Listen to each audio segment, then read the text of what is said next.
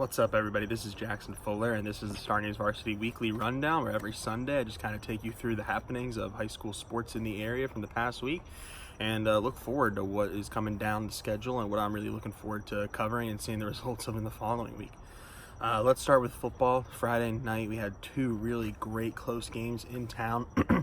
Hoggard beat Purnell Sweat 15-10, and that was the game I covered. And the Vikings, that was their first home game. They finally got back to Shipyard. Coach Craig Underwood told me after the game it was so incredible to walk out on a home field for warm-ups and see the Vikings dressed in blue. It was just a good, overall feeling, having to wait 5 weeks to get a home game. But Hager came out and started really slow. They only scored 3 points in the first half. They gave up a touchdown on the first drive.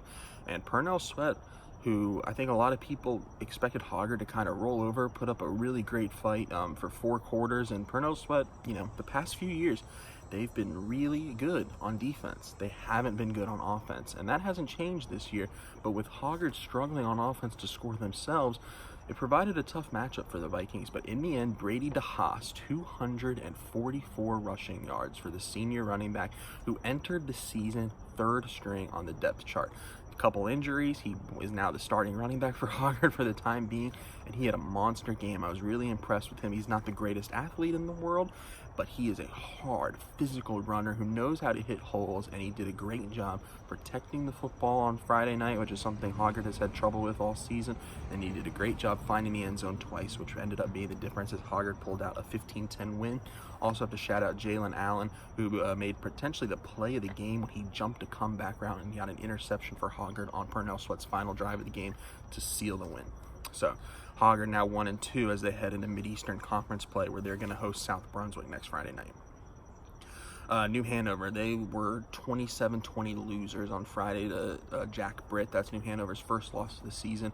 Wildcats led 20-7. They couldn't hold on. I wasn't at that game, but I've heard that there was a late hit on Jack Britt's game-tying touchdown drive to send it to overtime, and that's gonna sting, I bet, for the Wildcats and Coach Dimmick to have an opportunity to get the win, but a late hit. But Dimmick said that wasn't a stupid play; it was just an aggressive play, and they've got to rein that in a little bit. So it seems like the Wildcats, but Jack Britt's a really good football team. Let's not get mistaken. They're 4-0 now in a very tough Sandhills Conference. We'll see how they do against the likes of Scotland County and Richmond County, but that's a very tough football team. New Hanover, you never say a loss is a good thing, but now there's some teaching moments that Dimmick can point back to as they prepare for their conference slate, and they'll be on the road at North Brunswick to start, which that game looks a lot tougher than it did just 2 weeks ago. The Scorpions went to Swansboro, who had been 4-0 on the season, passing the ball on everybody, and North Brunswick rolled all over them 49-14. The Scorpions got Quasey Clark back last night, and he scored a touchdown. Rob Mel Lowry continues doing his thing on the ground, and North Brunswick, 3-1, already eclipsed their entire season total of wins from last season. Coach Brian Davis, the turnaround in Leland is on. Very impressive start to the season for North Brunswick. Now let's see if they can continue it in the MidEastern Conference, and they get a first stiff test in New Hanover on Friday night. South Brunswick, another 3-1 team from Brunswick County. All 3 Brunswick County teams have 3 wins, and their combined record's 9-1.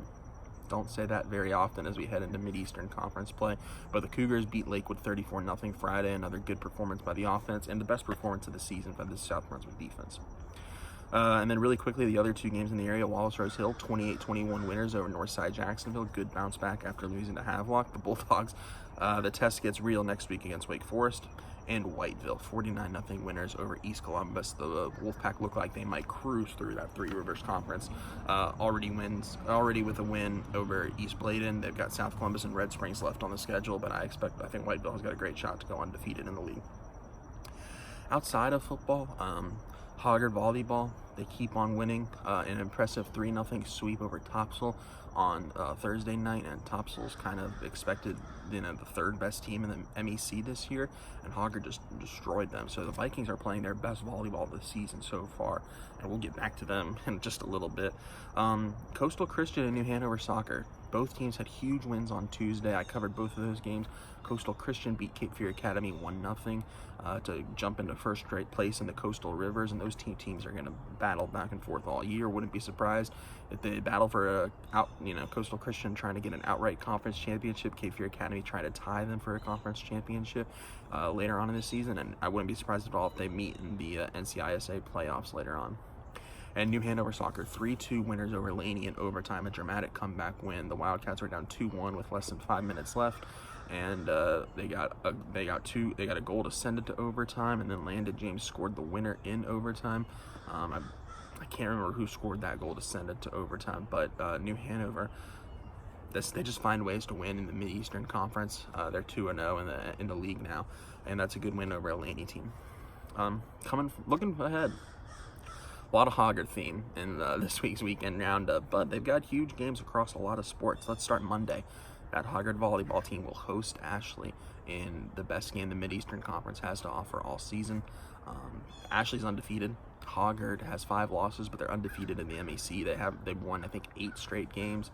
The Vikings are rolling. The Screaming Eagles are rolling. That's going to be a thrilling game. Last year, both of their matches in the league went 5 sets. I'll be there covering that one. On Tuesday, Hoggard girls tennis at New Hanover. The Vikings looking for revenge there. New Hanover kind of beat them pretty good in their first match of the year. I believe it was 8-1. The Wildcats are a state championship contender in the 3A division. Hoggard would like to be a state championship contender in the 4A division, and they'll get another shot at the Wildcats on Tuesday. But New Hanover's cruised through everybody they've played so far this year, behind Peyton Philemon and Mary Davis Thompson. So I think New Hanover's the favorite, but you never know. I think it'll be a much closer match the second time around. And then also Tuesday, Hoggard at Laney in boys soccer. Huge game for both teams. The Vikings haven't, they've been the most consistent team in the MEC so far this season, but they haven't played anybody really that great other than their first 2 games of this, or other than their, early in the season when they picked up a couple losses. They've won every game since then, and now they're on the road at a Laney team who might be the most talented soccer team in the area this year. But Laney, they lost to New Hanover. This is a huge game for the Buccaneers to not drop to 2 losses in the league and be 2 losses already behind the likes of Hoggard, New Hanover, and Ashley. And then Football Friday next week. The MidEastern Conference, squirrel just jumped in a tree over there. Sorry for my distraction.